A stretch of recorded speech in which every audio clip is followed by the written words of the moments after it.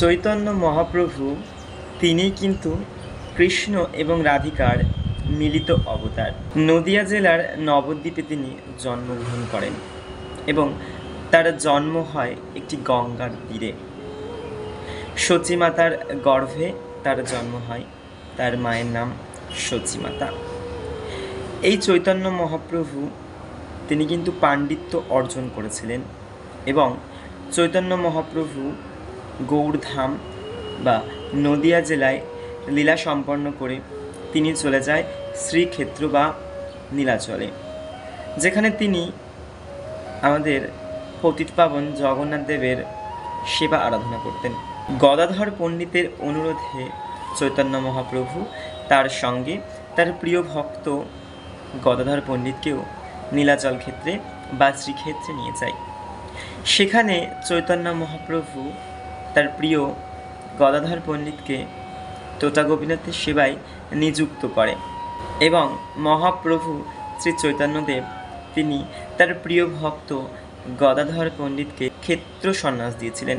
এই ক্ষেত্র সন্ন্যাসের অর্থটি হচ্ছে এটাই যে গদাধর পণ্ডিত শুধুমাত্র ওই তোতা গোপীনাথের মন্দিরের যতটুকুনি জায়গা রয়েছে বা যতটুকুনি সীমা রয়েছে ওই ক্ষেত্রটুকু বা ওই সীমারেখাটুকুর মধ্যেই তিনি তার সম্পূর্ণ জীবন অতিবাহিত করবে। ক্ষেত্র সন্ন্যাসের অর্থই হচ্ছে এটা। সেই ক্ষেত্রের বাইরে তিনি কখনোই বেরিয়ে আসতে পারবে না। চৈতন্য মহাপ্রভুর আদেশে তোতা গোপীনাথের সেবা আরাধনা শুরু করেন তার প্রিয় গদাধর পণ্ডিত। এমতাবস্থায় চৈতন্য মহাপ্রভুর কাছে তার আরও একজন প্রিয় ভক্ত নিত্যানন্দ প্রভু যায়। নিত্যানন্দ প্রভু গিয়ে তিনি সন্ন্যাস নিয়েছিলেন।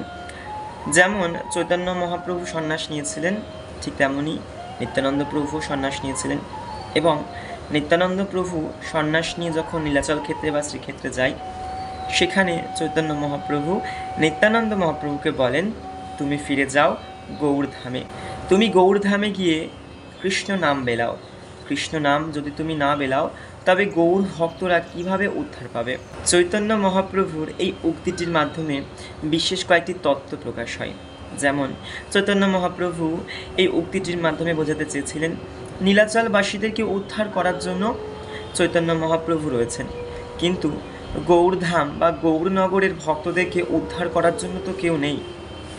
সেই জন্য চৈতন্য মহাপ্রভু নিত্যানন্দ প্রভুকে আদেশ দেয় তিনি যেন সন্ন্যাস ত্যাগ করে এবং তিনি যেন সন্ন্যাস ত্যাগ করে গৌড়ধামে ফিরে এসে কৃষ্ণ নাম বেলায় এবং এই কৃষ্ণ নামেই সকল পাপী তাপী এবং ভক্তদের উদ্ধার হবে। চৈতন্য মহাপ্রভুর আদেশে তিনি এই সন্ন্যাস জীবন ত্যাগ করেন এবং দুটি বিবাহ করেন।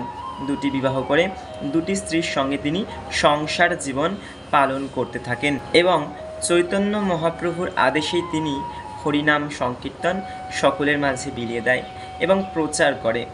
হরে কৃষ্ণ মহামন্ত্র বা হরিনাম মহামন্ত্র এই মন্ত্র যে কোনো স্থানে এবং যে কোনো ব্যক্তি জপ করতে পারে। পূর্বে বা আদিকালে যে কোনো মন্ত্র জপ করার জন্য সিদ্ধি অবশ্যই প্রাপ্তি করা প্রয়োজন ছিল। যদি সিদ্ধি প্রাপ্তি না থাকে তবে সেই মন্ত্র উচ্চারণ করার অধিকার তার ছিল না। তবে মন্ত্রের ব্যতিক্রম উচ্চারণে তার ব্যতিক্রম প্রতিফলন তাকে ভোগ করতে হতো এবং চৈতন্য মহাপ্রভুর কারণেই আজ আমরা হরে কৃষ্ণ মহামন্ত্র বা হরিনাম মহামন্ত্র জপ করতে পারছি। এই মহামন্ত্র সকল পাপী তাপীদের উদ্ধারের একমাত্র উৎস এবং একমাত্র ঔষধ, যেই ঔষধ গ্রহণ করা মাত্রই আমরা সকল বিপদ এবং সকল রকম সমস্যা থেকে মুক্তি লাভ পেতে পারব। এই হরিনাম মহামন্ত্রই আমাদের এই মৃত্যুলোক থেকে বৈকুণ্ঠে যাওয়ার একমাত্র সিঁড়ি বা একমাত্র অবলম্বন। যখন আমরা এই হরিনাম মহামন্ত্র কন্টিনিউ উচ্চারণ করতে থাকব বা জপ করতে থাকব, একটা সময় ধীরে ধীরে ভগবান আমাদের প্রতি তুষ্ট হবেন এবং অনাদের আদি যখন তুষ্ট হন তখন শ্রীমতী শ্রী রাধারানীও তুষ্ট হন এবং যখন রাধারানী তুষ্ট হন তখন অনাদের আদি গোবিন্দও তুষ্ট হন।